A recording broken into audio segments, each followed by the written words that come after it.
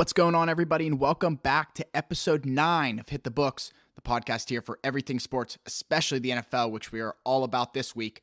Week 7 is here, and this week we got a whole lineup of games in action waiting to digest.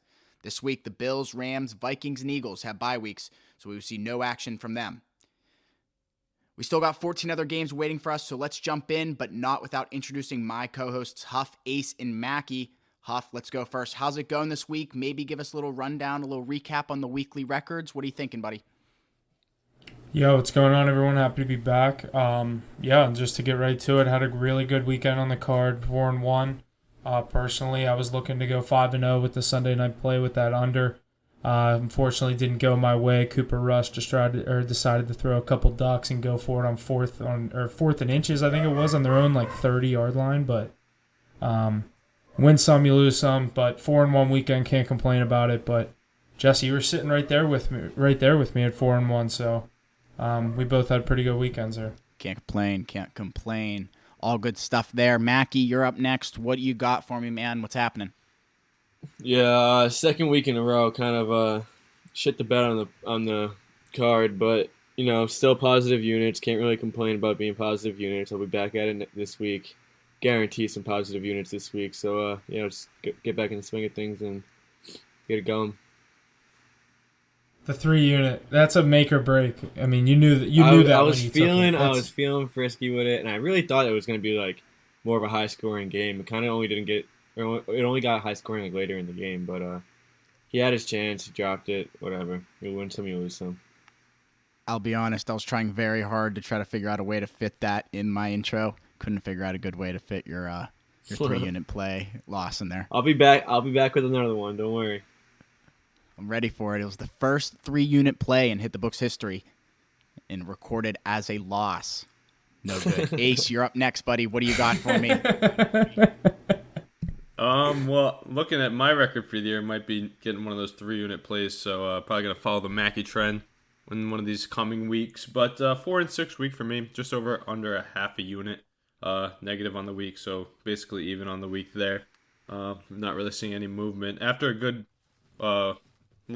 previous week, followed up with the so-so one, so we did well in the prime time, not really on the 4 o'clock slate, really killed me there with that low-scoring Buffalo-Kansas City game. It was actually not as much as everybody thought it was going to be there. But yeah, hit some nice Thursday and Monday primetime hits. I think I went 2 for 2 in the Thursday and Monday games. So got to build off that. Going to start with this Thursday here. Got a big week of football. My Patriots secured another dub under Bailey Zapp. Gotta shout them out. So I think the boys are all going to be positive units this week. I'm ready to roll. Get the full 4-0 on the card for us. Lots of good stuff from all the boys across the board. Very excited for this week. Week 7 of the NFL. But first, let's jump into a little MLB. As we're recording here, we have the Phillies and the Padres playing. No picks from us tonight. We didn't have any picks tonight, right? No.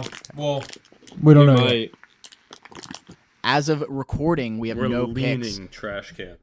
But we are looking at the Yankees-Astros game here later tonight. Maybe we'll get in a pick for that. Who wants to start us off with some MLB?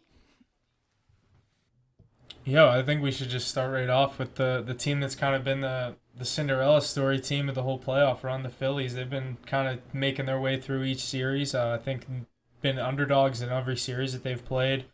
Up 1-0 on the Padres in the series right now. Right now they're up 4-3 in the 5th inning with one out. I'm hoping the Padres rally here and get some runs. But Phillies have been a team that, Mackie, we said right before we started recording, they look fucking sick. And obviously we're both saying that we both have Padres money line. I don't know if either of you guys ended up taking anything on this game, but yeah, Phillies are legit. But obviously Yankees get past the Guardians, another one. We get to see Yankees-Astros again starting tonight, like you said. So I'll probably have a pick on that one. I don't know if we're gonna end up being in agreement on a team pick or not. But Mackie, who'd you have winning that Yankees Guardians Game 5 last night? You had Yankees? Yeah, I actually took Yankees. I had them -1.5, and I had them in a parlay with the Islanders. So I cashed out big on them last night. I just didn't see that nice. team. I had the Islanders too. I like that. It was that team was set up after that game got pushed back. They were able to play Nestor, and it was just kind of over from that point. I think they they're the better team in my opinion. I think they deserve to go into the ALCS, and we got Astros, Yankees yet again. So Astros look like they have the favorite. They're the favorite right now, but you never know. This Yankees team can get hot. Yeah, I definitely agree with you guys on that. The Yankees, so much firepower and big year. They can always take over any game they're in. But I like the Astros here. A lot of experience. I'm big on Justin Verlander and Alvarez there. He's been going off this playoff run. I'm not surprised to see them win that game, especially with Cortez pitching like Mackey alluded to. But it's funny, if you go back a few weeks when the playoffs started, we had my buddy Abik on. He dropped that trend about the Phillies winning the World Series in years of recession or approaching recession. And it looks like they could be on the cusp of that again. I was pretty high on that team at the beginning. I knew they could go on a little bit of a run. I said that from the beginning with Schwarber. You did say that. You said when we were picking the wild card series, you go, my heart, or I forget how you said it, but you were like, my heart tells me the Cardinals, or my heart tells me the Phillies, but I want the Cardinals, or something like that. Yeah, I knew the Cardinals weren't going to win. I wanted them to win just for the storybook. I was going to say, me and you were in agreement on that one. Yeah, everybody in the world loves Pujols. I'm actually a big Yachty fan as a catcher myself, playing baseball growing up, always mirroring my game after him. But I knew that Phillies team was something to be reckoned with. I don't know why they were slept on so much. Deep pitching staff, a lot of talent on offense, and they're smashing the ball in the showcase. I'm surprised you guys are still betting against them. I'm not going to lie. It's I do looking regret good right now. Huff, stop looking good right now. Stop telling me. I do regret. Soto, baby. I do regret betting against them today. I just didn't expect them to go back to Philadelphia, being up 2-0. I figured Padres Me neither. That's would all at I least did. get a game at home. I still think the Phillies win the series. I think this team is a lot better than I thought they were. I don't think anybody thought they would be the last NL East team standing with the Mets and the Braves in that division. But Phillies. I didn't even think about that. That's crazy. Yeah, let's slow a roll though. Watch the Padres come back and win this game. Isn't it a one-run game? Oh, even if they do, they win that game, and the complexity of the whole series changes. No, I do. Even if the Padres win this game, I still think the Phillies will win the series. That's funny. I forgot about Abik saying that in the recession era, is that Phillies are always winning it because they actually have a good chance now. I think getting to where they are now is probably their hardest part. I thought with the talent, just the odds on them every round too. Like they've been underdogs almost every game, right?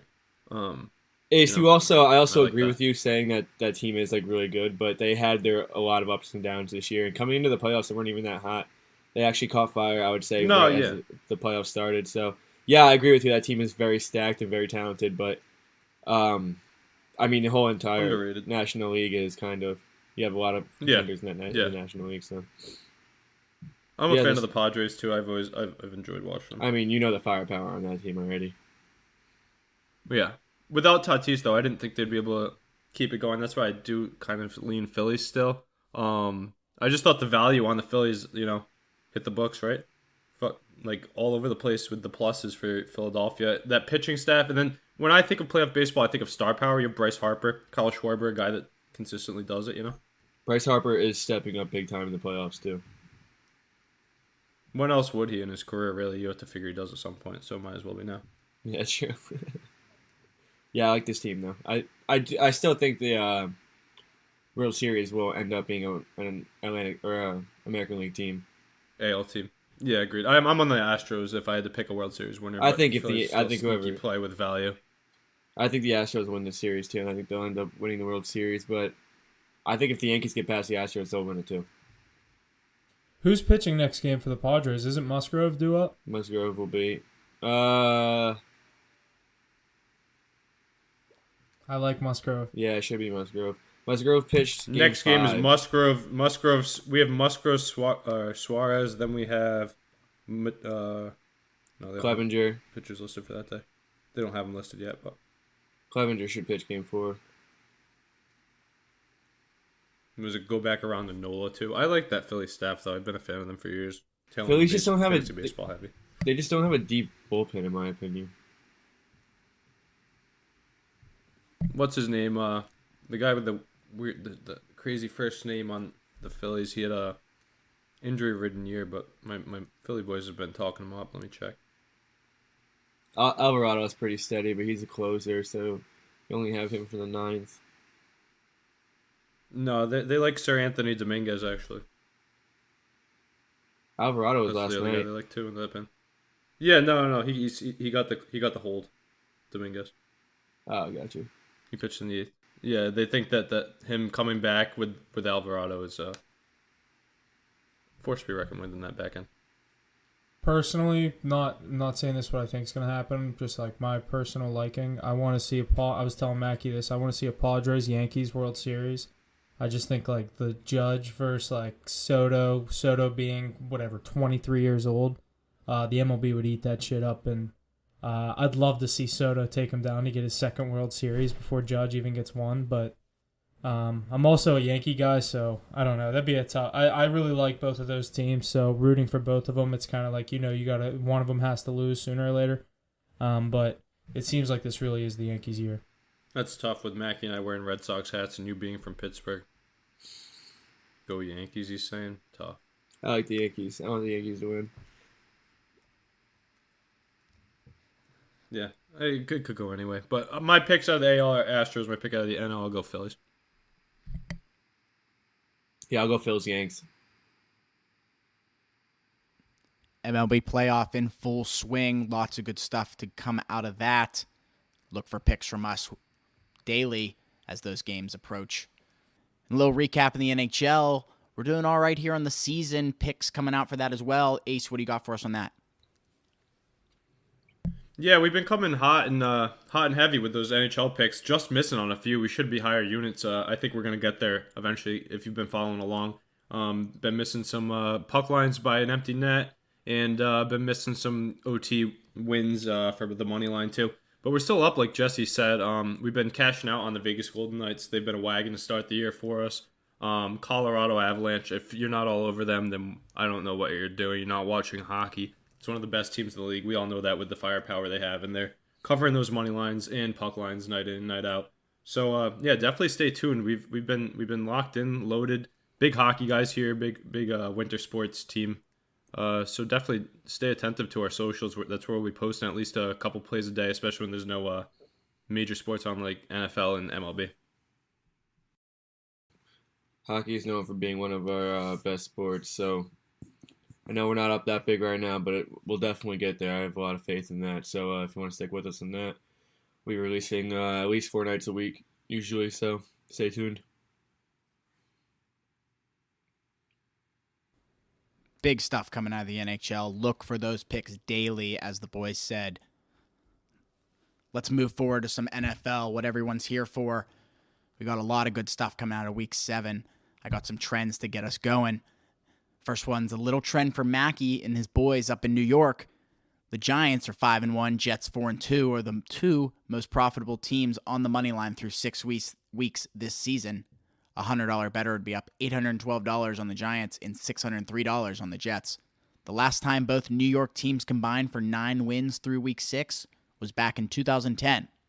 So very impressive for those New York teams, showing, real attentiveness on the field. Good stuff. As we said last week, it's a lot more fun to watch them this year compared to most. Another trend I got. Look at Huff. Look at Huff running. He's coming for the New York teams. He loves it. I just wanted don't hate on my New York Giants. I've been riding them this year and it's been working out. So it's same thing with the Jets. You talked shit on the Jets last week going to Green Bay. And they grittied up in Lambeau. No, I didn't see. They did it. But, Shit! Did we even pay attention? Did he gritty? I didn't catch it. He didn't do much. He didn't score. 110 yards. Yeah, he didn't really do much. It was a big defensive game. Ace, you escaped. No, Sauce Gardner with the up. cheese head though. Sorry to cut off your trend there, Jesse. I just saw Huff running onto the screen, hearing about the 2 New York teams, so I had to. I couldn't sit down fast enough to talk about the New York Football Giants. New York football is back. Jets, Jets. Jets Giants Super Bowl. Ooh! And the other trend I got for Week 7 is the Atlanta Falcons are 6-0 against the spread this season, the only undefeated team against the spread in the NFL.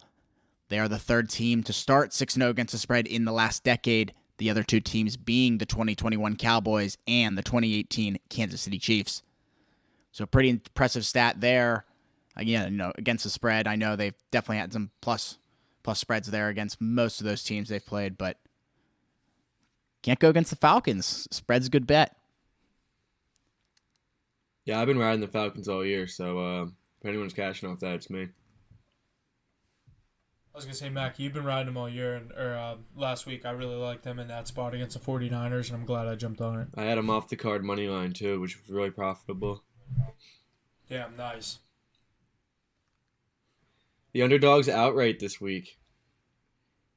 Jets, Giants. Mackie, give that trend again. Give that trend again for the people that forgot or haven't listened before. I don't know the actual record, but coming into the year it was I don't even know. I couldn't even tell you the record, but it was hitting at it was through the first 2 weeks or 3 weeks. It was 41-6 that teams that won the game outright covered their spread. So basically the stat, that's crazy. It supports, if you're gonna take an underdog, you might as well take their money line because it's more profitable, which we've seen has been a true trend in this league this year. All right, let's jump into some of these NFL matchups. Let's start out on Thursday night. We got the New Orleans Saints at the Arizona Cardinals. The Cardinals are a favorite in this one, the spread going at -2.5. Their money line sitting at -134 and the over-under at 43.5. The trends I got for this one are the Cardinals have lost 7 straight at home since 2018 when NFC teams meet on Thursday Night Football. The home team is 10-17 against the spread. Also, since 2018, the Saints are 24-11 against the spread and 27-8 straight up on the road. They're also 9-2 against the spread and 8-3 straight up as the road underdogs since 2018. So some trends there leaning in the Saints' favor. But Mackie, what do you think? You want to get us going on this one, Thursday Night Football? Yeah, another primetime game that most of us probably don't really want to watch. I know I'm not really psyched to watch this game, but it's primetime, so you're going to bet on it. This is a game that I could see going under. I could see Arizona playing a slower game. We know New Orleans is not the fastest-paced team. We know they're more of an under team. They don't really score a lot of points. They have a pretty steady defense. So in a primetime game, I see this being a slower game, and I see it going under. If I was to pick a winner in this game, I like the home team. I think they get it done at home. I know they've been shaky in Arizona. I don't even think they have a win on the season in Arizona, but this is a spot where I see Kyler Murray doing just enough to get by a pretty injured New Orleans Saints team.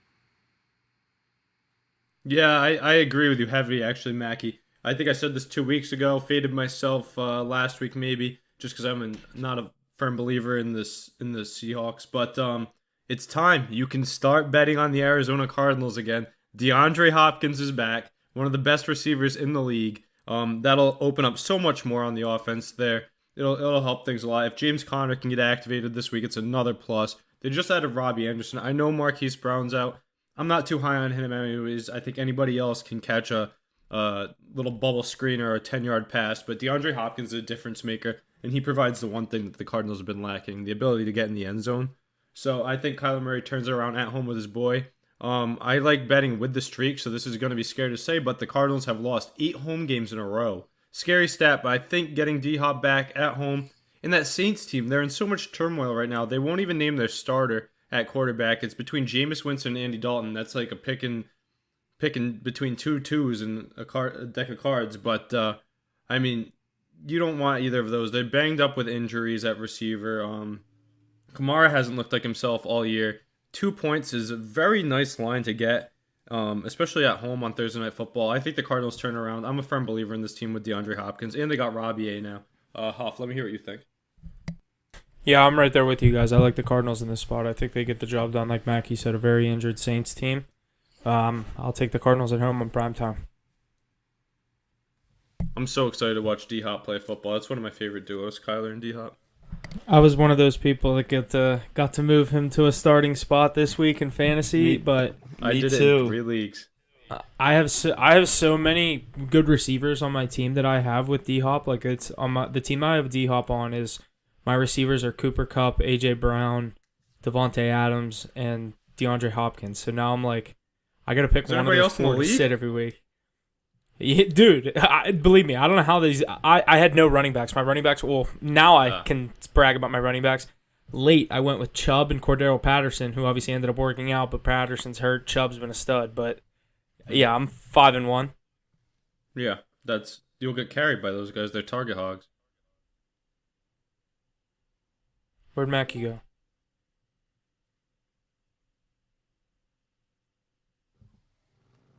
Lots of good stuff out of Thursday night football. The Saints and the Cardinals.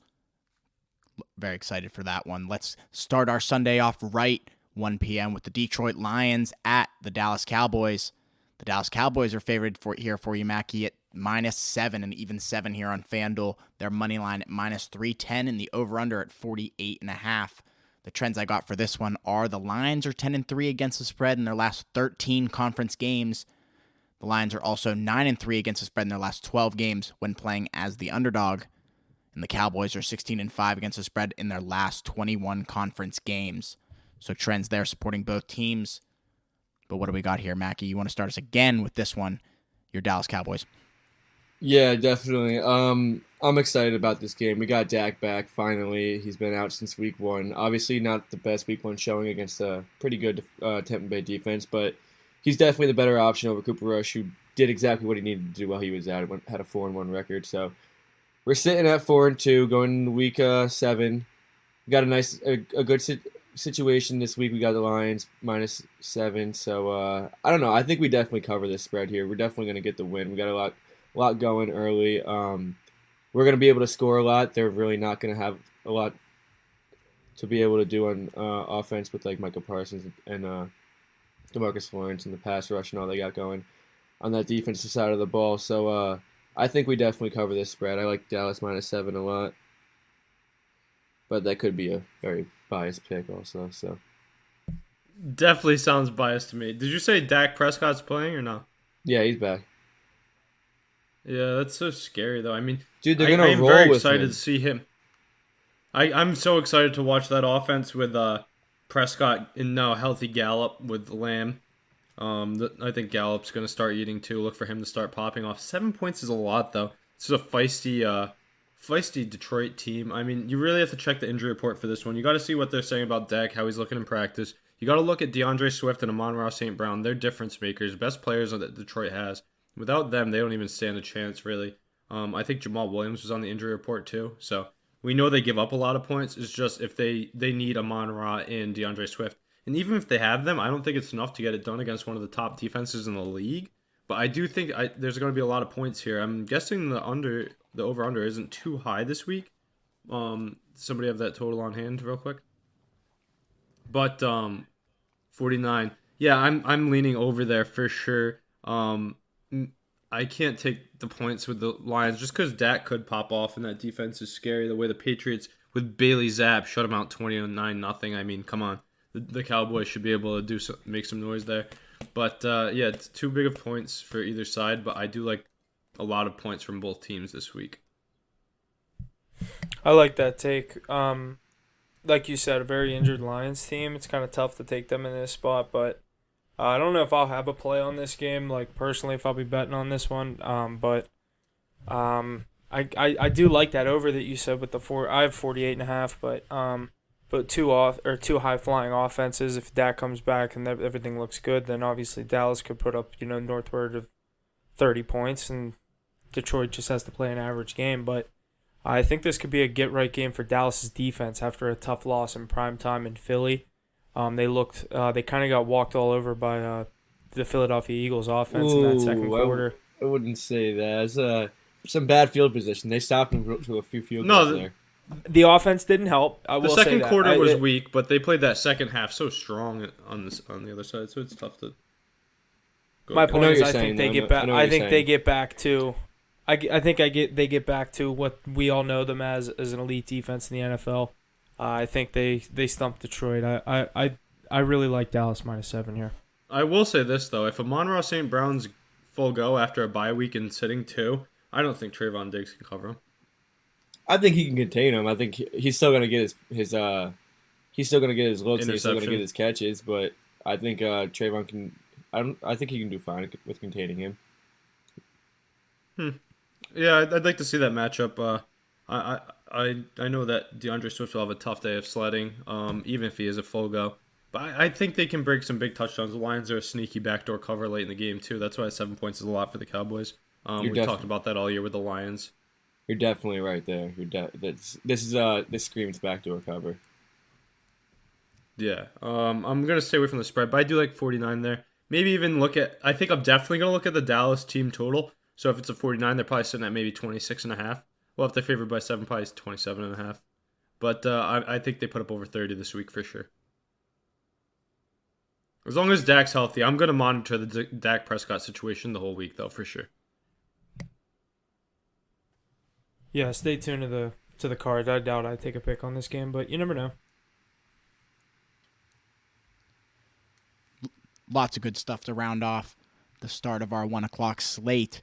The next one up is the Indianapolis Colts at the Tennessee Titans. The Titans are favored at -2.5. Their money line sitting at -144 and the over-under at 42.5.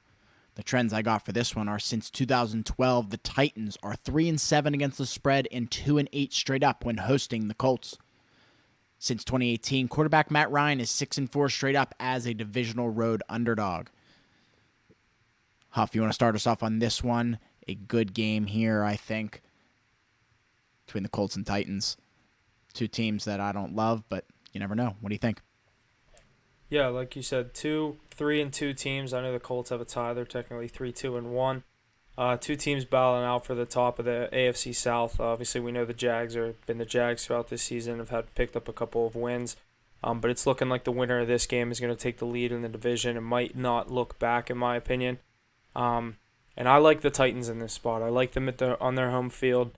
I think this is a Derrick Henry. Just you see the real King Henry come out, and he's going to have a big game. I really like I liked what the Titans did last week, or 2 weeks ago. Were they on a bye last week? Was it last week they had a bye? Yeah, I think this team's been getting better. Obviously, coming off a bye, everyone's fresher. I know it's only week 7, but anytime you get a bye week and you come back at home, it's a huge thing, especially against a divisional rival. I really like the Titans here. Yeah, I mean, 2.5 points at home in a divisional game. You love those home teams in divisional games, Huff. I know it's not a home dog, but still, I think you're riding with the home squad in a tight matchup, especially behind the King, Derrick Henry. You can't deny him. But I think the injuries at that receiving core, I mean, yeah, they have Robert Woods. He's been playing well, but behind him, they don't have much. The Colts have been playing good football, like not great football, but good enough to win. So what's crazy is it's an AFC South game, so it's not going to be entertaining. But at the same time, it's going to be a tight game, so you're going to want to pay attention to it. The Colts, this game's coming down to who's going to win the division. This is a big game in the yearly standings, right? I like the Colts. I think Jonathan Taylor, if he can get on the field, he got the week off, even though he was questionable.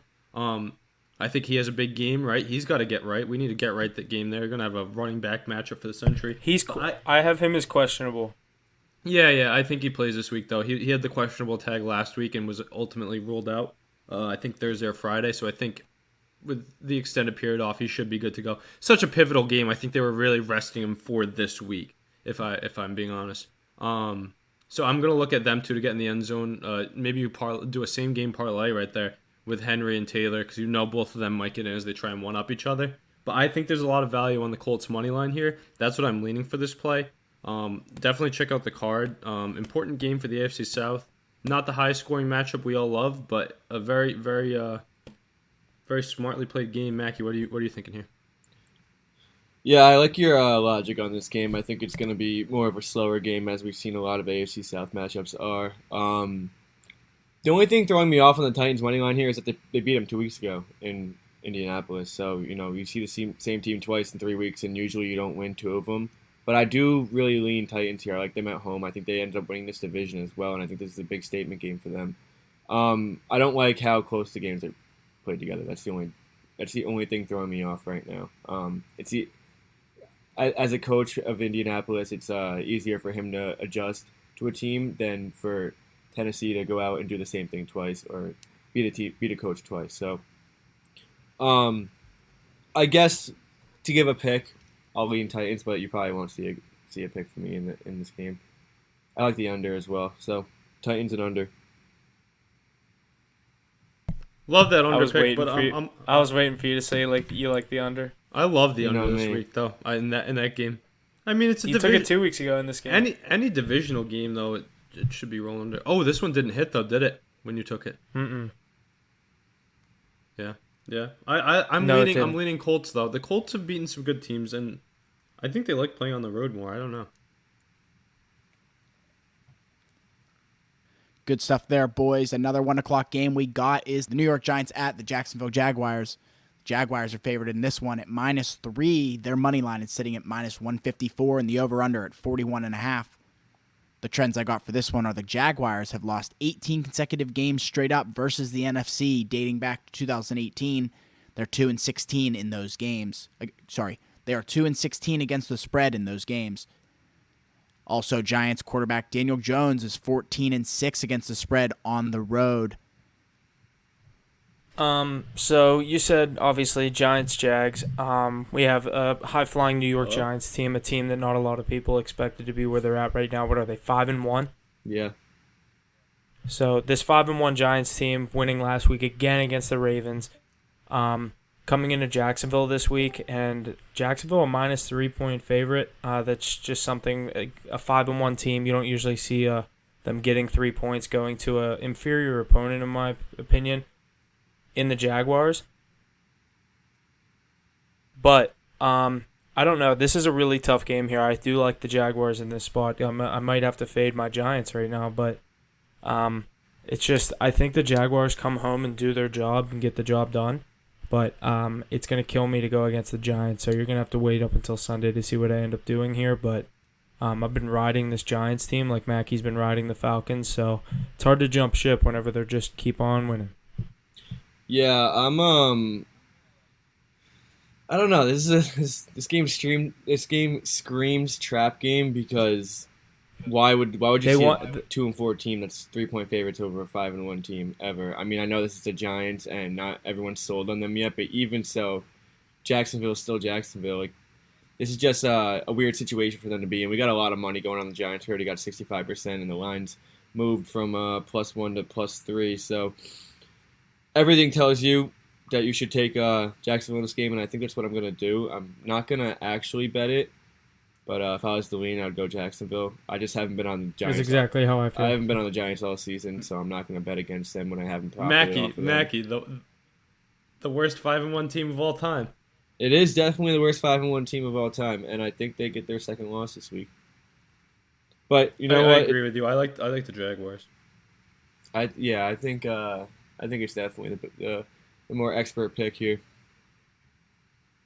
Yeah, I think that they have too much firepower for the Giants to keep up with. I say this every week, and the Giants keep proving I was going me to say, wrong, you've and- said this every week, and the Giants have played some legit teams, the Oh my Packers, God, the Ravens. I know. Daniel Jones it's craziness. legitimately outplayed Lamar Jackson down the stretch in that game. Lamar Jackson fumbled the game away, or whatever he did. Okay, yeah, so I think Daniel Jones outplayed him down the stretch in that fourth quarter with the game on the line. Yeah, you're not wrong. Over I a just quarterback think, that's I looked think at as top 5 in the league. I don't know. My It's a lot. thought on this game is, I keep going against them. Huff's right. I'm not gonna card this. I'm not gonna bet this. But I'm gonna give my take here because the Giants keep burning me. I can't go against them anymore. But my thoughts on this game is those Giants have been hyped up and they've been slept on. They've been playing big games and they've won them all. And now everybody's buying in. And this is an underrated Exactly. Jaguars team that is buying into the hunt. They're low-key sleeping in that AFC South. They're at home with a really good coach, Super Bowl winning coach, underrated young defense with playmakers all around. They have enough firepower on offense to score. They're starting to click a little bit. They need a win to stay relevant. They're at home. I like them this week. I think Trevor Lawrence outduels Daniel Jones. But I'm not carding it. Vegas. Just because I've been back back by the to Giants. back to what you said. The public has bought in the Giants. Obviously, they see a 5-1 team that just keeps on covering, kind of same as the Falcons. But the Falcons, I thought last week was going to be a tough spot, but I really liked them in that spot against the 49ers. I think this week you're going to see a lot of people jump in late on the Giants, and you might be able to get the Jags at a -2.5. But you never know. So I do like Jacksonville. I think they come out and win this game. because back to what you said, when the public buys teams, we all know what happens. Vegas is sitting there setting the cheese on this Giants team. And one more week. Now everyone's bought in. They're snapping. Everyone's going to lose. Yeah, Yep. I agree with you. I think I'm jumping ship at the right time. They're going to lose a game soon. Like, come on. Somebody has to beat them. They aren't good. And what's funny is they're gonna go down. I mean, they're gonna be 5-2, but their 2 losses are gonna be to the Jaguars, and who else did they lose to? Cowboys, and they beat the Ravens, the Packers. Who else have they beaten? Washington. Like, they have some legit wins. Obviously not Washington, but They beat the the comeback win Panthers. against the Ravens. Panthers. Titans. Titans, Yeah, that's the other one. Not bad team. That could be 3 division winners. Who'd I they mean, lose to obviously again, though? Dallas. Cowboys and Dallas is it right Yeah, now. Trevor Lawrence is better than Cooper Rush, and that defense can play up to the potential of an elite defense. They're not an elite defense, whoa. but no. Hear me out. They can't. They have the skill to play up to that level, and eventually they could get there. They're not there right now. They're not the Cowboys, but they have enough playmakers where they could make some trouble for Daniel Jones. Is what I'm saying. They're not an elite defense like the Cowboys or Packers or Bucks or any of that they've seen, but they're an underrated one. I think they're gonna kind of sleep on this game, the Giants, a little bit. they're a year away. I know what you mean. I'm not discounting what you say, but that team is a year away from being legit. That's on the Jacksonville. That's on their flag outside the stadium. We're a year Oh, away. fuck you, Every year, that's their Castellanos. motto. That's a lot of teams' mottos. There's always next year. But, like, I truly think this Giants team and this Jags team are both going to be really good for the coming years. Yeah, Huff. That's why you got to be a Patriots or a New England, Boston, or a Pittsburgh fan. We're always in the hunt. Don't worry about it. Yeah, Pittsburgh. It's looking tough for Both us your this teams year, looking but sick this year. we're both playing backup quarterbacks right now. Yeah, rookies. What's your record, Mackie, down in Dallas? Where the Cowboys at? We're 4-2 with the backup quarterback. You're 3-3 with the backup quarterback. Bailey Zappi's undefeated, dude. He's Okay, one Cooper game Rush is back here. 4-1.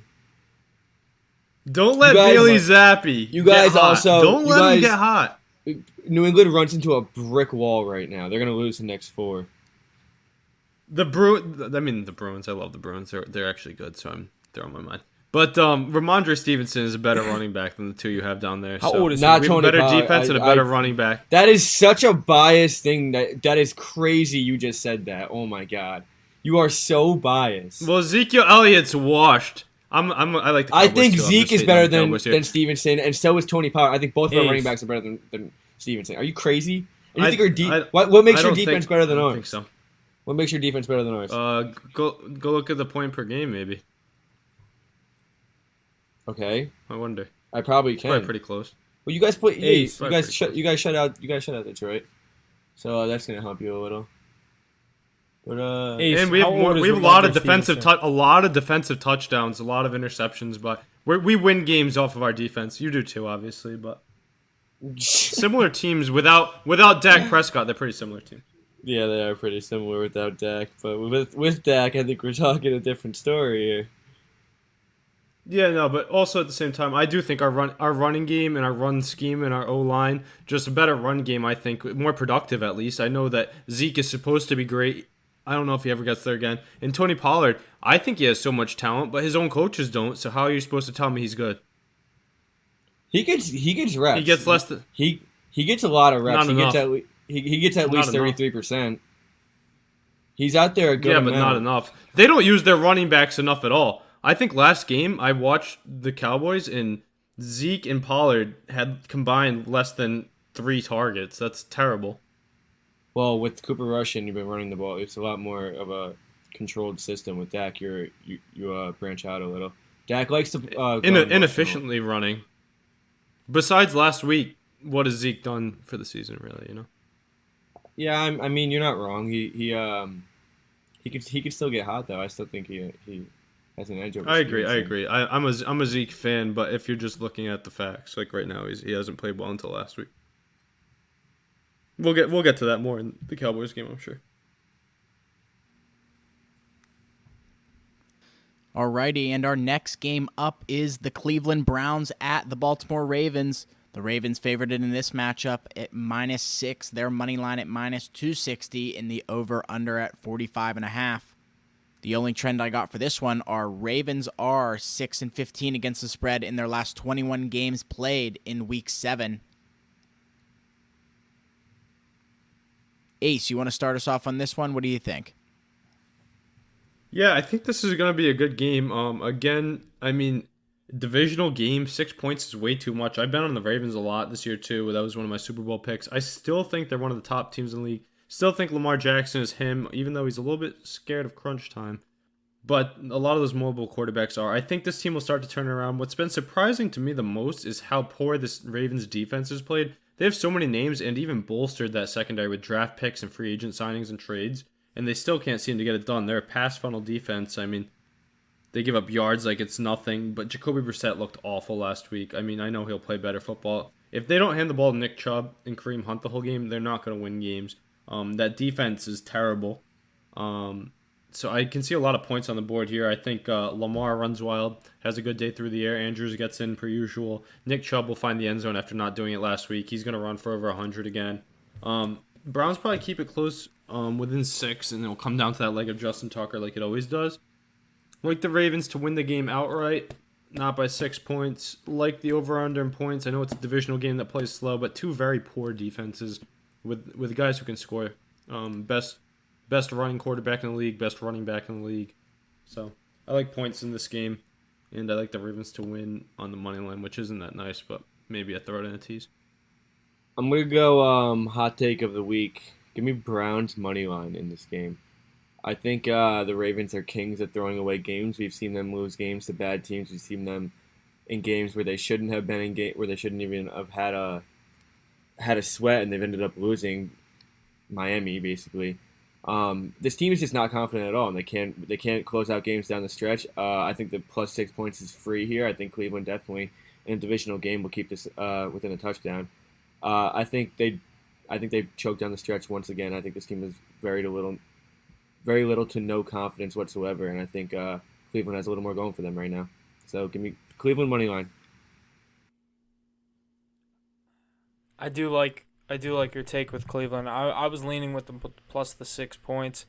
My rule in divisional games: give the points, don't take them. And the Ravens haven't shown me they're deserving of a 6-point spread lately. But a lot of the injuries in this game, it's coming down to if the whole Browns defense is playing. Obviously, we know Chubb and Hunt is going to be doing their thing in the Cleveland backfield. I'm with you, Mackie. I will take the Browns plus 6. Ace, I know you said the same thing. You think it's going to come down to a Ravens money line or the foot of Tucker, but I like the Browns plus 6. Yeah, great value there on the money line, Mac. You could. I do think the Ravens will win the game. I agree with Huff. I mean, it's like my take with the Cowboys last week against the Eagles. The Eagles are a superior team, and they end up winning that game. But the Browns can linger around like the Cowboys did the other night in the divisional game, even on the road. You're getting good value there. You could even put a half a unit on that and still make over one full unit, probably, right? Is their money line's probably sitting at like what, plus 190? Plus 215, and 215. 93% of the money is on Ravens money line. Yeah, that's crazy. I mean, you can put a half a unit on that, and you're still making good value. So yeah, I don't mind your play there. I like a lot of points there. What are you guys thinking for a total there? You see a lot of touchdowns in this game. I think Chubb and Hunt both get in. Chubb runs wild, and I think Lamar has a day. Yeah, the only thing that scares me about an over-under in this game is, like you said, how slow it could be played with the running backs in the running game. Yeah, it's just like that scares me. But obviously they have the star power and the skill to put up the points. So it just comes down to the kind of game that Brissett can play as a game manager if he can get them downfield, because we know the running backs are going to do their job. And like I said, a lot of injuries, a lot of questionable guys. So we record these, or we always talk about this on Wednesdays. So it's really hard to make some of these picks going into Sunday. So that's why we're always like, stay tuned to this, stay tuned to that. But it's because, really a lot of these guys are questionable, and they make these decisions Friday and Saturday before these games. So, but yeah, that's how I'm going to be leaning on this game. Yeah, you know who else has been a kind of a wagon for those Browns? Jacoby Brissett's been lighting it up through the air with Amari Cooper, a little resurgence up in Cleveland, and David Njoku really having a big year so far. So look for them too, along with Donovan Peoples-Jones to eat against a weak Ravens secondary. That's why I like the points there too. Good enough players to break runs and get in the end zone. Jacoby's just got to cut down on those interceptions. Lamar cut down on the fumbles. Jacoby's cut down on your interceptions. This is the kind of game, it can be played slow, but I think you get like one or two big plays that get you quick points. Yeah, that's what I'm thinking. They're going to be explosive touchdowns to put up points. That'll be a good game to watch for sure. Going to be a great game to watch, like you said, Ace. Excited for that one. The next one up is the Atlanta Falcons at the Cincinnati Bengals. The Bengals are favored in this one at -6.5 points. Their money line sitting at -270 and the over-under at 47.5.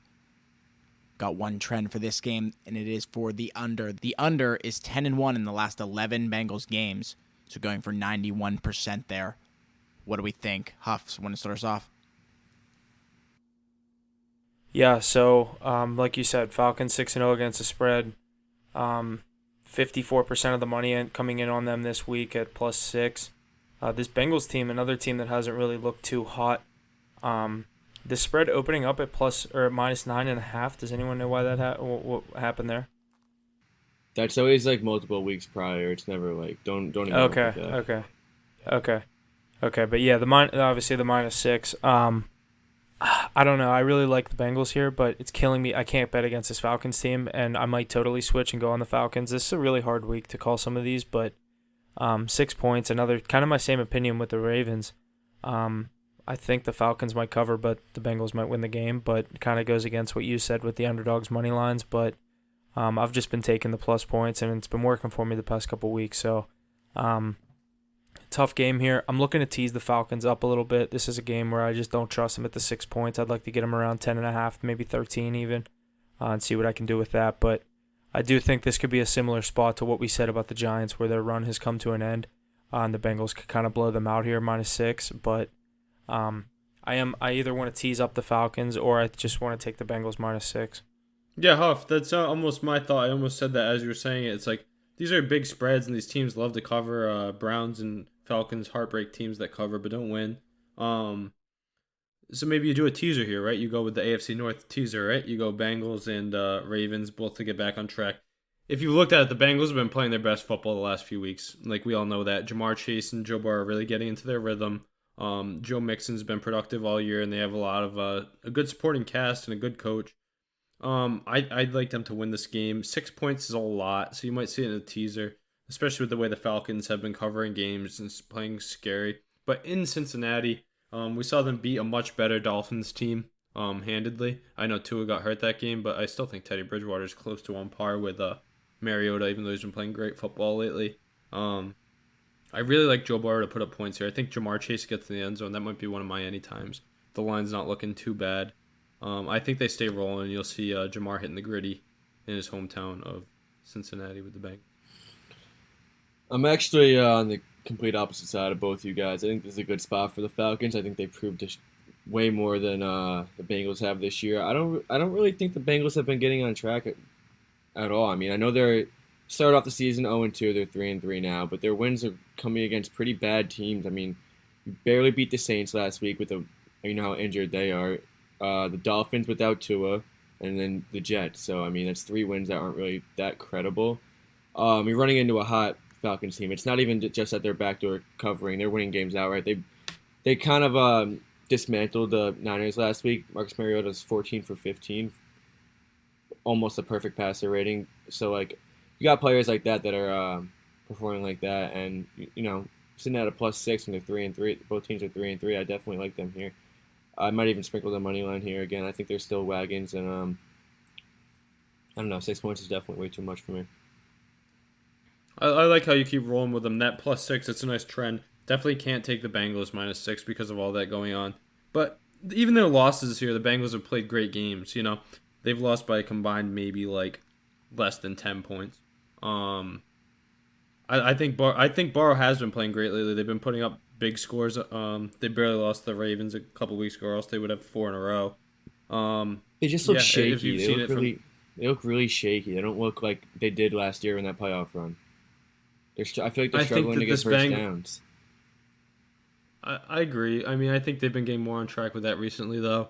And plus their big play capability, the Falcons won't have an answer for. And that defense isn't as deep as they just played the Saints in New Orleans with that big defense. I don't think the Falcons on the road are a tougher threat than that. So I think Joe Burrow can put up over 30 points again. I don't know if Marcus Mariota will be able to keep pace, but yeah, that +6 and their trends have been nice lately.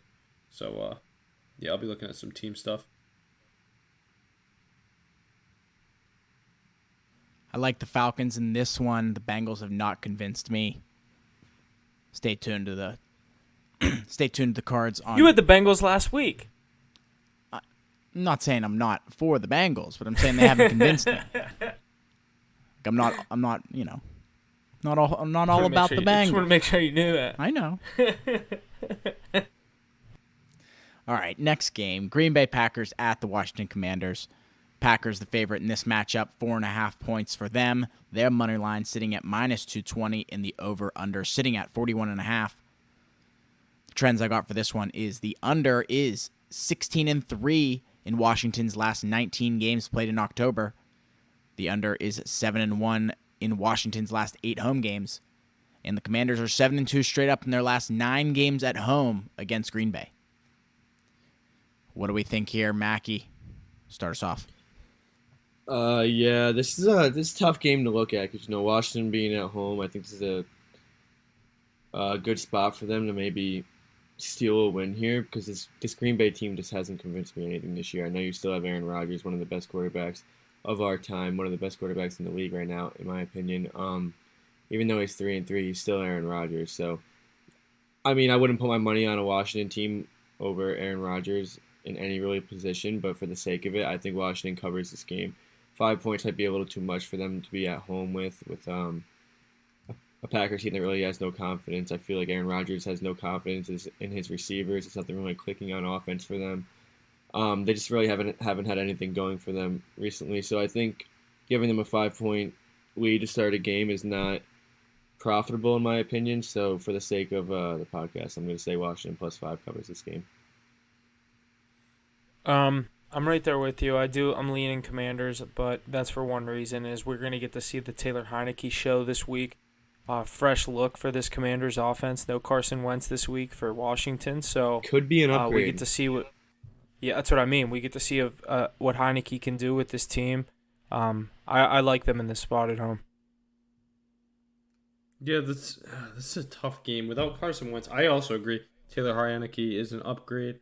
But at the same time, all he does is win football games. But at the same time, it's a tough defense to go up against after you haven't been clicking with your offense for a while. The running game doesn't surprise me much from Washington. I'm surprised Mac didn't say, I really like the under in this game a lot. I think they're two good defenses. I wanted to say Aaron Rodgers.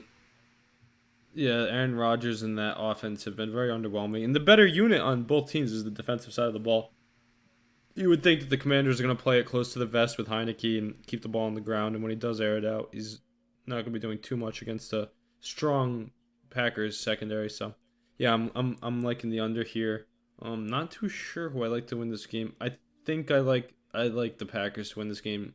But at the same time, there's a lot of value on Heineke at home. And like I said before, he does find ways to win games. Give me the under here, though.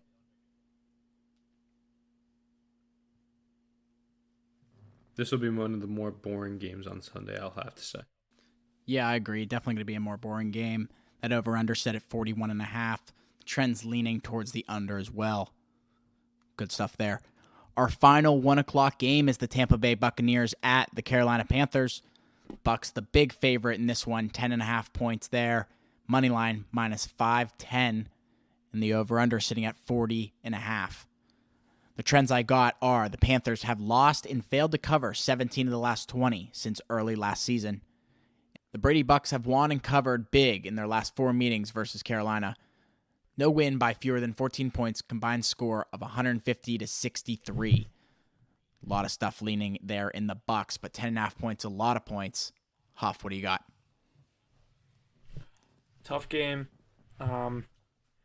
Obviously, we saw what the Bucs did last week, a 9-point favorite coming to Pittsburgh, losing outright.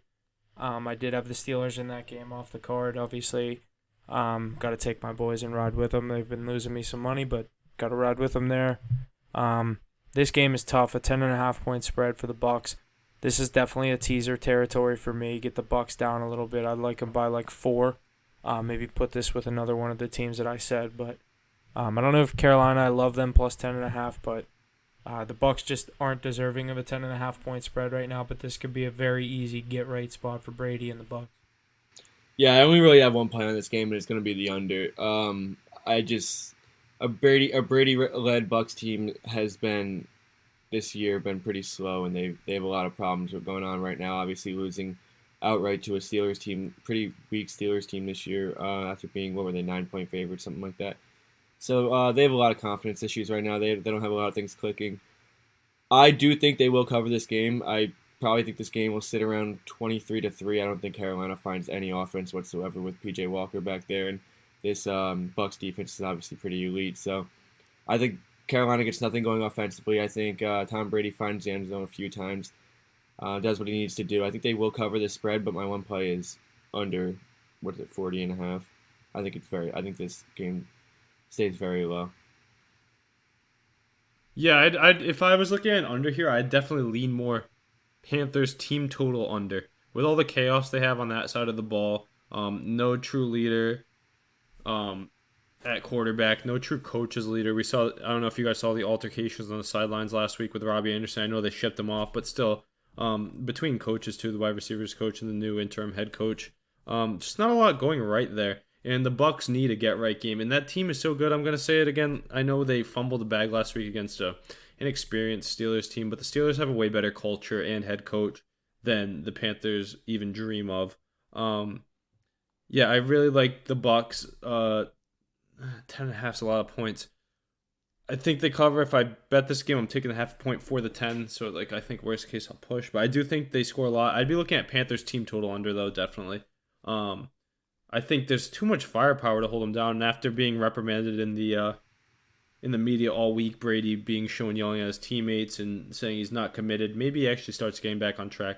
For those of you that said Brady doesn't need Belichick, Belichick needs Brady, I think it's vice versa. They need each other because Brady has gone off on a tangent ever since he went down to Tampa Bay. I know he won that Super Bowl the first year, but Belichick kept him on the football regimen. His mind hasn't been in the game since he left New England, really. And without Gronkowski at tight end and no true tight end and losing Brait now, he doesn't have a security blanket. And Lenny Fournette, even though he's been playing the role the last 2 years, however long he's been there, he's not a true receiving back. And that's what Brady really feeds on, is a tight end in the receiving back. He likes to take what he can get. Now he just has to take shots, and he has the receiving core to do it. So it's just strange to see him struggling.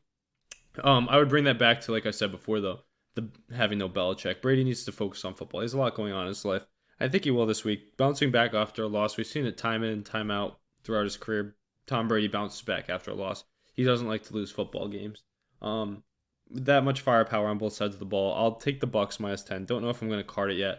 I'm going to take it off card if I don't even card it. But I think they get right, and I'm looking at the Panthers team total under for sure. I like that Panthers team total under. Maybe you're right on that because, this could be a game where the Bucks put up 40 alone. The Bucks could also put up 13 with the way they've been playing, but I do think the defense will hold strong. It's one of the best units in the league. Going to be an interesting matchup there in Carolina. The next one up we got is the Houston Texans at the Las Vegas Raiders, our first 4 o'clock matchup. The Raiders are our favorite here at minus 7 points. Their money line sitting at minus 310 and the over-under at 45.5. No trends from me in this one, but Mackie, get us rolling here. Yeah, this is a weird game. Not two teams that you see play each other a lot. We got a team that's been underachieving this year in the Raiders, who brought in Devontae Adams. They brought in a new coach, I think, as well, or something like that, maybe an offensive coordinator or something. But 1-4, sitting at the bottom of the AFC West, so they're not who they wanted to be this year. But they're not out of it yet. So this is a game where they can get a nice win, get back get a win under their feet, and get back on their feet to a 4-2 record, which is definitely able to come back from. Especially with the roster that they have. So 7 points might be a little too much, but you're sitting at home in this game against a pretty bad Texans team that I think they should take advantage of and win this game. I've been high on the Texans all year. That's scary. I mean, the Texans are coming off of a bye too. Are they both Or no, the Texans aren't coming off a bye. No, Texans lost Are they? to Jacksonville last week. Oh wait, no, they didn't. Okay. The Jacksonville, Raiders are coming off a bye. No, Yeah. they're both coming off of a bye. They're both coming off of a bye. I knew that. Yeah. So both teams coming out of a bye, so they're gonna be healthy and looking ready to go. I'm gonna lean with the experience and the home team in the Raiders here, but there is value on the Texans again. They like to keep teams close, but I don't think it's this week. I think the Raiders are gonna start getting back on track. I was high on them before the year started, and with that much talent, you really can't hold them down too long.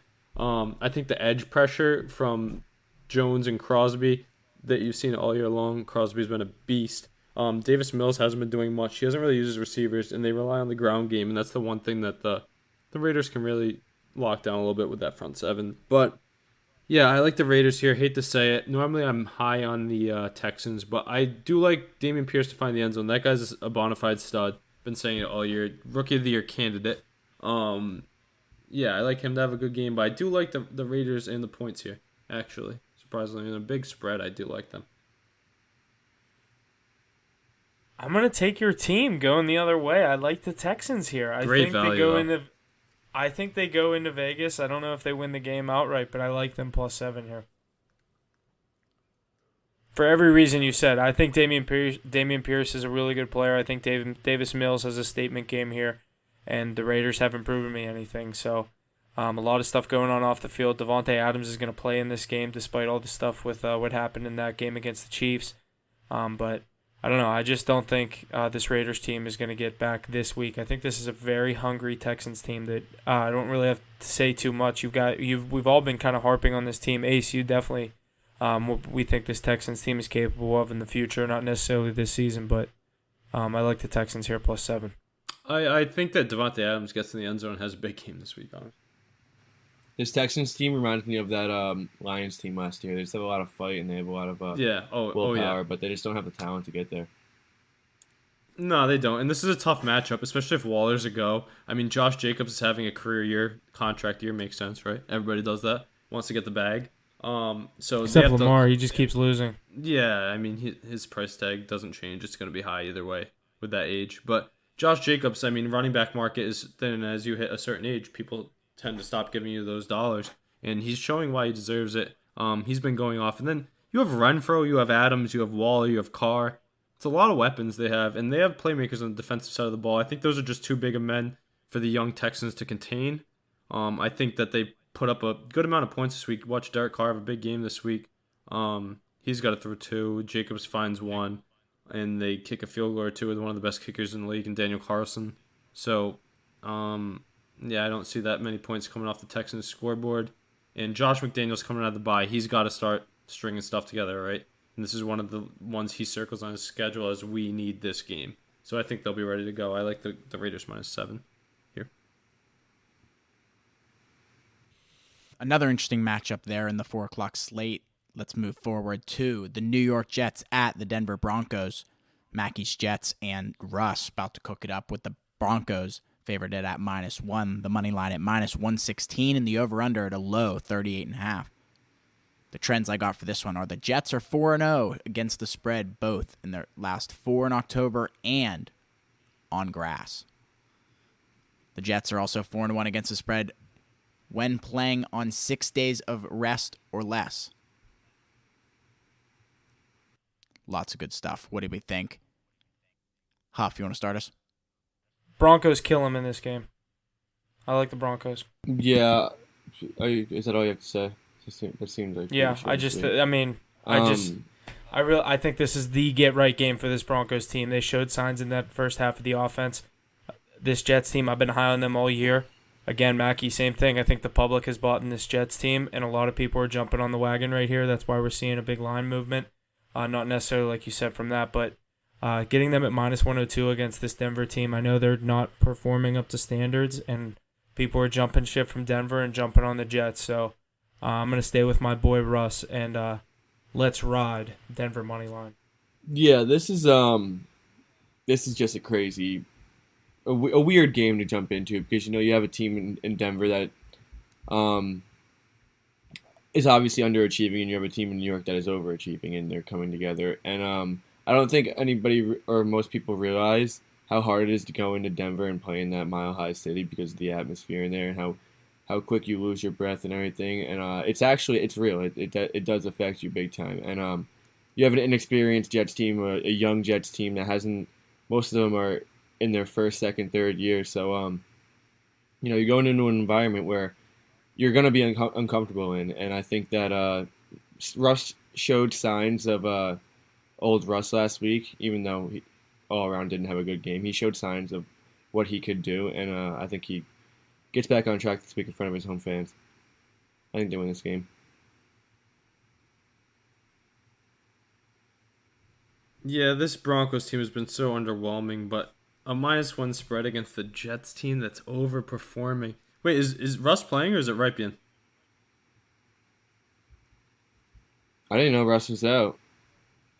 Well, he did say. I forgot he did say he has an injury. He's probably going to be listed as He questionable. has a hamstring injury, and they said it could be potentially serious. Oh, that's a Let me different check conversation if he's out. Yeah, I'm only taking the Broncos if he's playing, but that's obviously presuming he's playing. He is listed as questionable. Limited Wednesday. He'll play. Obviously, way off the 1 QB League fantasy radar right now. This is a that's- get-right game. He has to play. You go 2-5 game here. after. How many get-right games does he have? Dude, I mean, he hasn't had it's one so yet, hard to go to a so- new team. Not many quarterbacks go to a new team and do what Stafford and Tom Brady No, did. I know. I understand that, but he's been playing terribly. He isn't even looking like himself. His arm strength isn't there. His play extension isn't there. He's not using his legs as much and rolling out. It's just a recipe for disaster, and they don't have much on that offense side of the ball. I do like that tight end Dulcich that got his first career start and touchdown for Denver. I think I'm not touching this game. This is a weird game. It's a hot Jets team, and they win on the road, and they go in balls to the wall. Like they don't have any expectations. They're just playing football. I know Zach Wilson isn't playing great. This could be an under game. Has every Broncos game been an under almost this year? That's another thing I'd look at. They can't score points, but they can keep people off the board. A lot of field goals from both teams definitely this week. This will be one of the field goal games to look at. I know I didn't card one last week. Did take them off card and hit some. So might be actually adding those to one of my cards. I know I keep saying it, and I should do it, and I probably will. But, yeah, I like the Broncos a little bit. I'm leaning that, but it's tough to bet against this Jets team at the moment. The Broncos under is 5-1 there for you, Ace, this year. Yeah, that's crazy. I love that. Love that stat. Like I said, Russ can't cook, and the defense can, so both teams' defense have been playing extremely well this season. Going to be an interesting one there as well. And our next one up is the Seattle Seahawks at the Los Angeles Chargers. The Chargers is the favorite at 6.5 points. The money line at -280 and the over-under at 51.5. The only trend I got for this one is Seattle is 1-5 against the spread in its last 6 games played in October. So the Seahawks not doing well in October. But what do we think here? Huff, you want to get us going? Yeah, an injured Chargers team, obviously we've been saying that week in and week out, but last week, Chargers, who'd they play last week? I'm blanking. Broncos, they won in overtime. Yeah, they won in overtime. They did not cover Monday night. I did have the Broncos money line and the +4, sadly on the money line, but good on the +4. But an injured Chargers team and pretty underwhelming if you ask me. They're getting the job done, but they're just not doing what everyone expected them to. I do like the Chargers in this spot. I don't know if I love the -6, but I'm leaning Chargers -6. I'm leaning the over here. I love the over here. This is one of the games where I like it a lot. You've seen Geno Smith put up points every week for no reason. I know the Chargers defense has names, but they can't really contain many people. The Russ game is an exception. I think Justin Herbert's playing well. He's probably a little bit more healed. I think they still have to keep feeding Austin Eckler. He's one of the top running backs in the league. He doesn't get the ball as much as he should. Produces every time he gets it. I hit on that. That was my only play on Monday Night Football is Austin Eckler touchdown. Probably going to take that again. Guy just has a nose for the end zone. He can get it through the air and on the ground. I like the Chargers here to put up a lot of points. Going to take the over. -6 is a lot against Geno Smith because he loves those backdoor covers, and sometimes he comes out and wins the game. But maybe I'll tease the Chargers here, and maybe I'll tease with the Chargers in the over. Honestly, look at the Eckler TD too, though. I think the Chargers can step it up. They're a good team. They have what it takes to put down this hot Seahawks team. Yeah, I'm with you on the over in this one. I think it's two offenses that we've seen can score the ball, and week in and week out, we've seen Geno Smith is just he's not going anywhere. He's doing it's no fluke. He's doing what he's doing, and he's getting the ball in the end zone. And this is a Chargers team that can also get the ball in the end zone. It's too Seahawks defense is obviously weaker than the Chargers, but I think they'll be able to get their points as well. So I like the over in this game. I'm gonna stay away from the spread. This Chargers team, they don't really impress me. They're not doing what they should be doing to these teams. I mean, they squeaked by against a pretty shitty Broncos team. You squeaked by against a Browns team without Deshaun Watson, and you get a win against the Texans the week before that. So they're 3-0 in their last three, but nothing really impressive. That's like showed me that the Chargers are who we thought they were supposed to be. So I'm gonna stay away from the points here. I think they can win this game outright, but I like the over if I'm gonna take anything on this. We've heard get right games. I agree with all your takes, Mackie. We agree with get right games, or we've all taken one. This will be the one I take this week. This is the get right game for the Chargers. I think at home, too much firepower. Like you said, they're not really playing their best football. It seems like they have a lot more in the tank. They're not really unleashing it for some reason. I think that they can pop off a lot more in offense. They're not really the play calling hasn't been great. I know they have that young head coach, so he'll probably turn it around. Back in SoFi, back at home. I think Justin Herbert's ready, and Eckler will have maybe a multi-touchdown game again. I'm really high on him. I'm curious though, how many wins, just off the top of your head, don't think too much on this, how many wins do you guys think the Chargers finish with this year? 11. What's their record? They're 4-2. Yeah, I was thinking that too, Mackie. 11-6. Yeah, I was agreeing with that. So I think this is a game they win then. I had them winning 13 games before the season started. That numbers in my head was 11.5 was there. I was like, do I go over or under that? Like, if that was the over-under right now, which it very well could be. I'd go under, 100%. I think they squeak out 11 or 12, so I'd probably go under 2. I think they have a better chance of winning 10 than 12. Mm-hmm. Hard division. With that division, yeah, you're right. But like I said, so I do think they get the job done this week. But yeah, Matt, I'm with you. 6 points is too much. That could be another teaser team. You get them down to +1. That's a nice spot to have them. I don't think they lose to Geno Smith at home, but I think Geno Smith can keep it up. So give me the Chargers and the over there. And Austin Eckler touchdown. Don't forget that. Some of the boys on the over for that one. Good stuff there. Let's jump into our last 4 o'clock matchup, the Kansas City Chiefs at the San Francisco 49ers. The Chiefs are the favorite here at -3. Their money line sitting at -156. The 49ers money line at +132, and the over-under at 48.5. Good bit of trends for this one. Jimmy G is 14-6 straight up and 16-4 against the spread as an underdog in his career. That is the best winning percentage by any quarterback as an underdog in the Super Bowl era, including the playoffs. San Francisco has covered 6 straight home games. Jimmy G is 3-0 straight up and against the spread as a home underdog. And Patrick Mahomes is 11-3 straight up following a loss. What do we think is going to happen here? Let me give the money splits real quick, just because it's so drastic. Go for it. Kansas City -2.5, 83% of the money is on that, and Kansas City money line -145. You have 92% of the money on it. So we already know who the public loves. I think we could have predicted that anyway, but that's just something to think about, definitely. So you can get into it now. I don't have to think about it any more than that. Yeah, I mean that's already. When does the public not love Patrick Mahomes though? Really? The only thing is I can't see them losing back-to-back games. Me neither. At home in oh no, they're not at home. No, they're in Levi Stadium. And Niners are elite in Levi Stadium. Yeah, I agree. It's gonna be. I love that Niners defense. Shout out my buddy Beak. He was on our podcast a few weeks ago. He had some really good picks too. Actually ended with a good record. His take on this game was a revenge game for the Chiefs from that Super Bowl that they owed him for a while ago. I'm like, that's a little bit far out, but I understand your thinking there. Two not really rivals, but they have some bad blood towards each other. Mackie told you last week with that 3-unit play on Travis Kelce, obviously not on a card, but off the book. I like that too. So I think he gets back and gets in the end zone this week. I'm eager to see if you double down and throw that on your card. You think Kelce goes 2 weeks without a tutty? I don't know if I could throw it on my card after that heartbreaker, but I might take it off the card. Yeah, it's a tough matchup to think about though. That Niners defense is just loaded, especially with middle of the field talent, especially the elite middle linebacker Fred Warner. I think Nick Bosa is still out though, so that's something to look at. They have a bunch of other names on defense, so I'm not too worried there. But you know what Patrick Mahomes does? It's the best duo in the NFL, Mahomes and Kelsey. This will be a great game to watch. I think this is probably America's game of the week.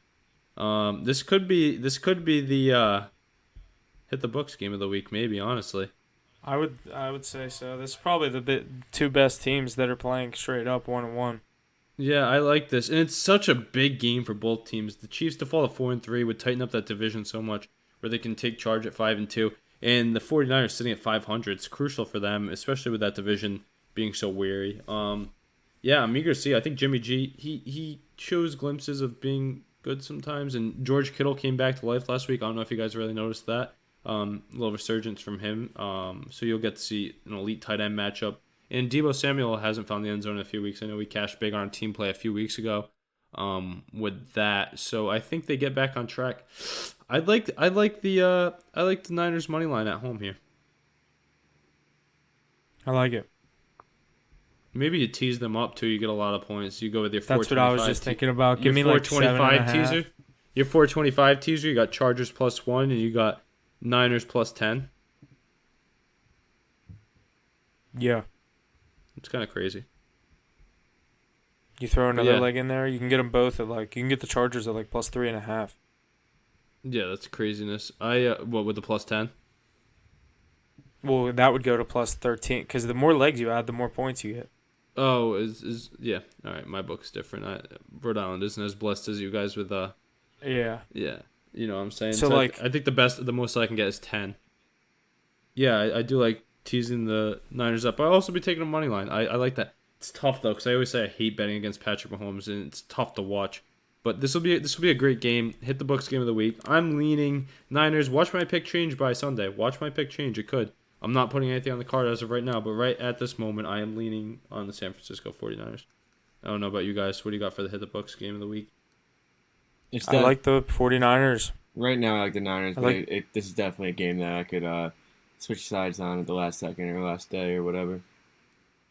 I like the 49ers with the points here. Maybe 3.5. In them, or you like the Niners at home? With these trends, I'm definitely on the Niners.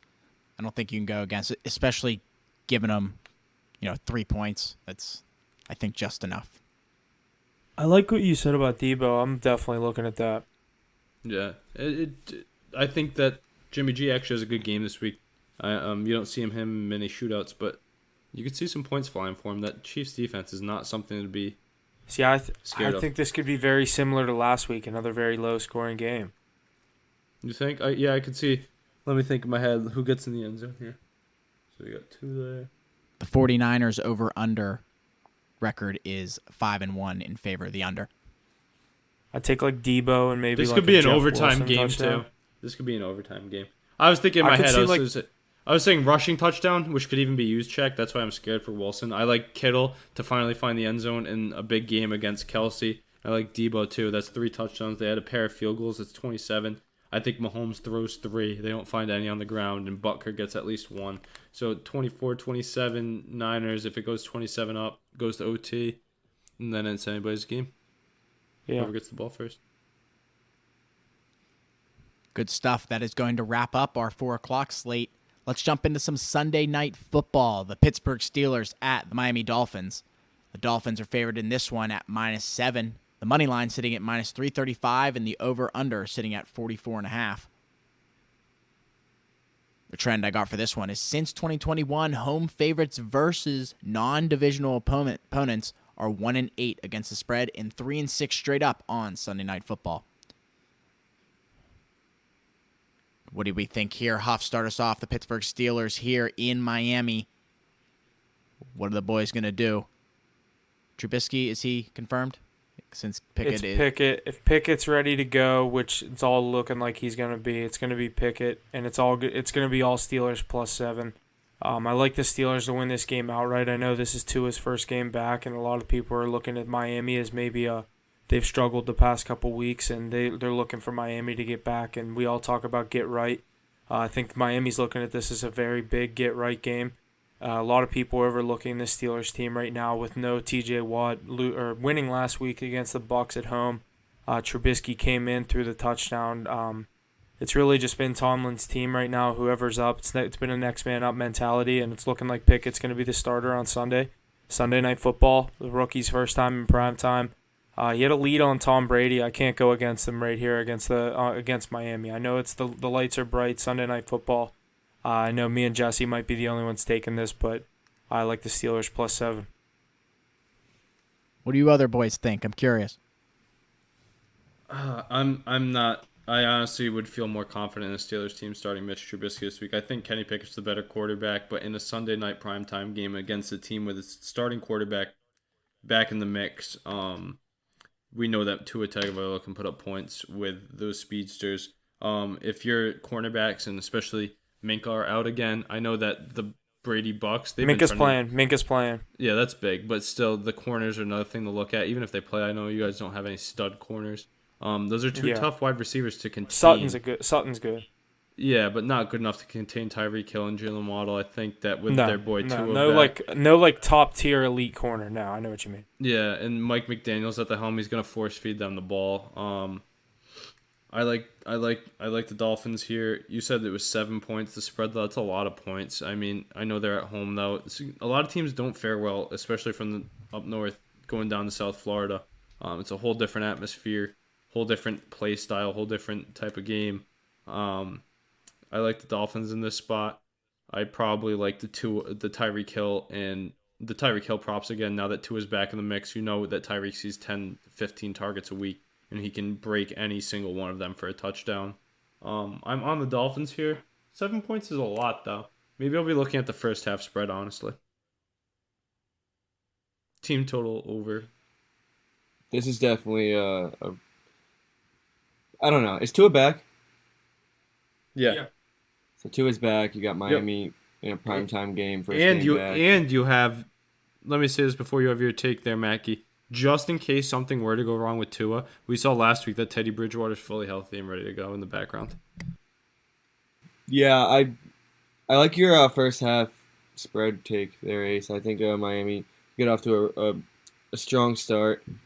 I don't like 7 points in a full game. I think there's just too much chance for trial or for error, and I think Pittsburgh can backdoor cover this maybe, but I think Miami wins this game. I also like the under.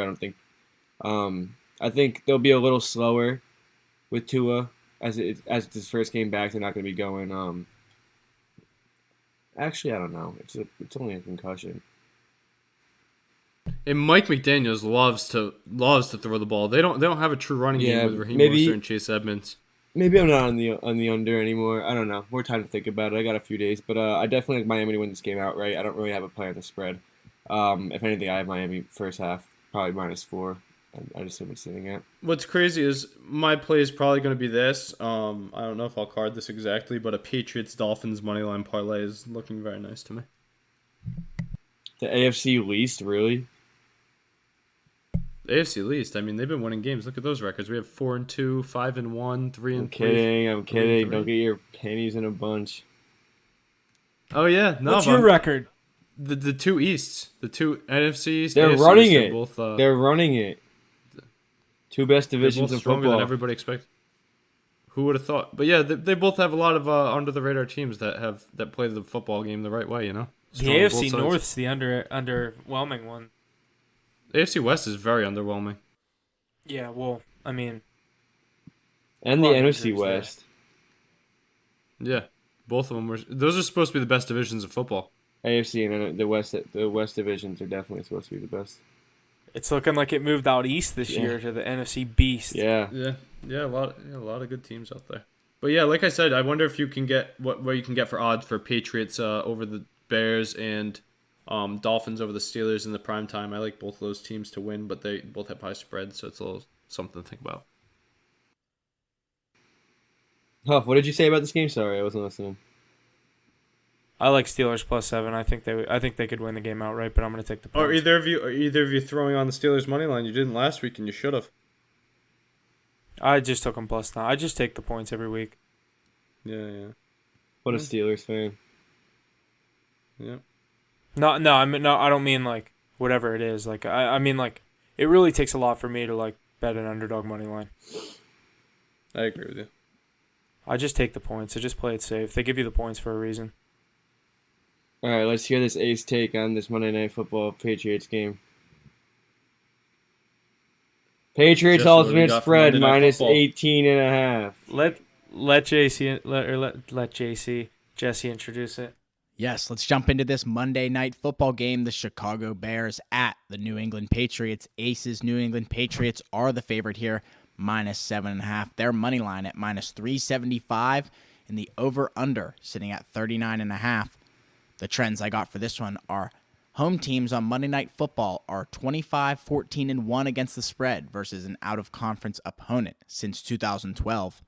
And since 2020, Bill Belichick is 5-1 against the spread as a home favorite of 7 or more points. Lots of good stuff there for the Patriots. What do we think here, Ace? That little parlay that you were cooking up, the Patriots and the Dolphins together, money lines, two-leg parlay sitting at minus 156 on FanDuel. What do you got, Ace? Start us off. I love that.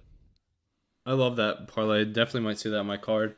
Just to have some skin in both games. Like I said before, though, Mackey getting crazy with the Patriots 18.5. I don't think I've ever put the Patriots on my card, and I don't think I've ever been uber confident in them at all year. I've actually said they're one of the weaker teams.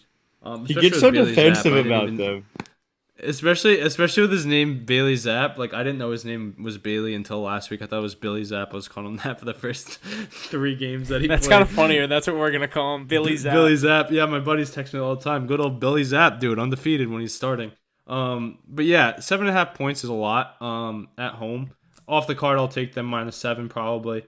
But what I'm going to really look at is I've been saying this all week. I guess it's maybe my trend of the week. I like the team total under for the Bears here. Patriots defense at home in the prime time is a lot better than the Commanders, and they only put up 7 on the Commanders last week. I don't see how the Bears are going to get in the end zone.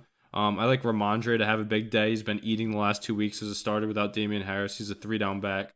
Zappy or Jones, who's ever's in. I think the Patriots win this game. I think the Bears are one of the worst teams in the league. We've been saying it all year. We think they're going to be fighting for that number 1 pick. And we know how Bill Belichick shuts down young opposing QBs, especially those that like to scramble. So if we can shut down some of the other teams, I think we can definitely shut down a Bears offensive attack. So yeah, I'll take the Patriots money line in that parlay. I'll take a Ramondre Tutty, and I will take the Bears team total under. Probably Fields to throw a pick too, honestly. Could see that for sure. What do you guys think?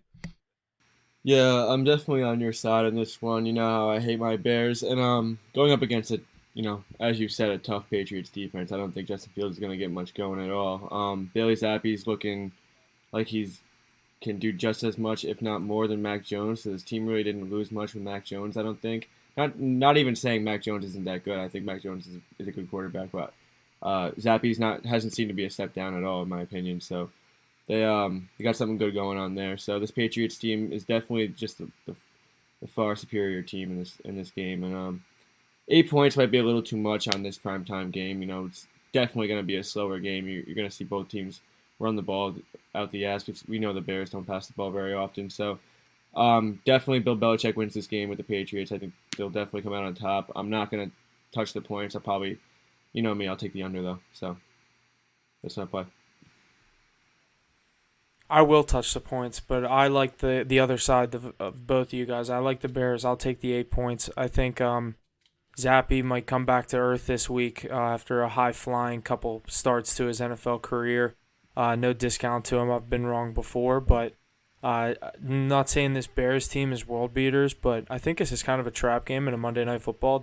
I really want, or obviously even like Patriots money line, but I'm seeing 80% of the money on the Patriots with the points here. I don't like it, but I'll take the Bears plus 8. Yeah, I just don't think they have enough to get it done. I think that Patriots offensive line will control the game. They'll control the line of scrimmage on both sides of the ball. The good thing is, like you said, with Bailey Zapp coming back to earth, he doesn't have to do too much if you watch the games. We rely on the run, and it's really just been setting up a play action. He's been finding wide open receivers, been playing bad defenses.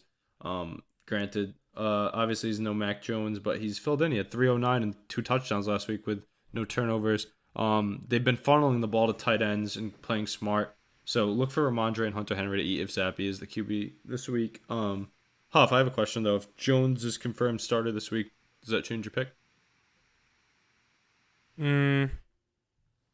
I'd have to see what happens with the spread because the spread would change. Yeah, it might go up to 9.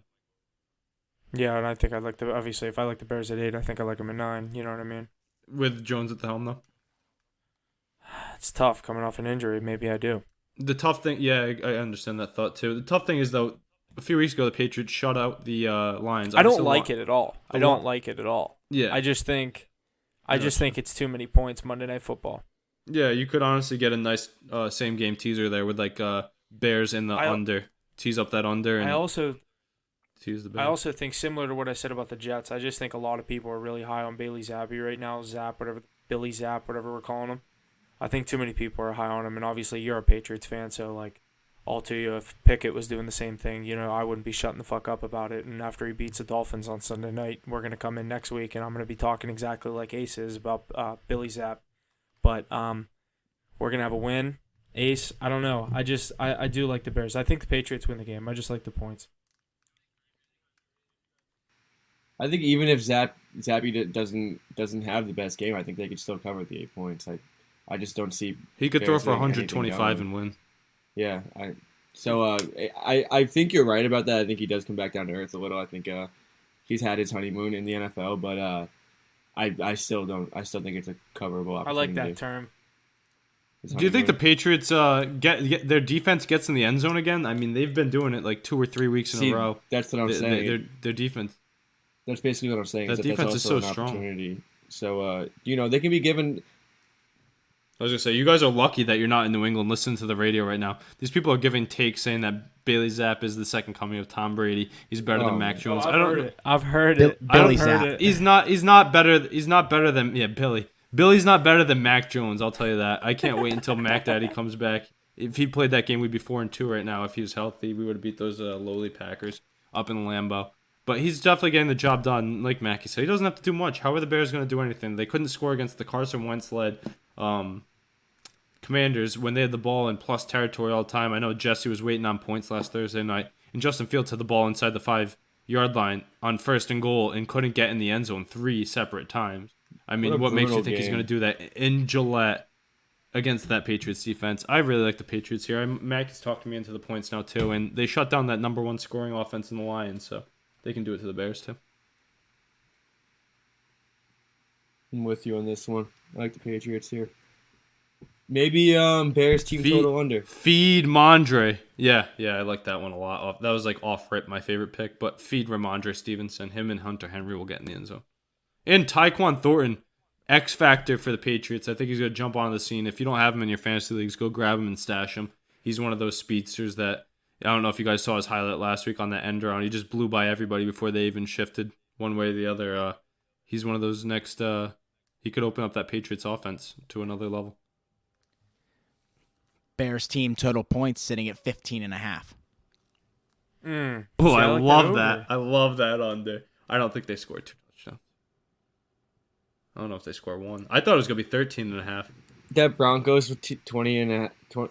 Mac, you're muted. That Broncos 20.5 last week. It was 10-0 in the first quarter. I thought I was done. Puts up 2 field goals after that. You'll love to see it. Those team total bets are good against good defenses. No, yeah, definitely. I like that bet actually a lot.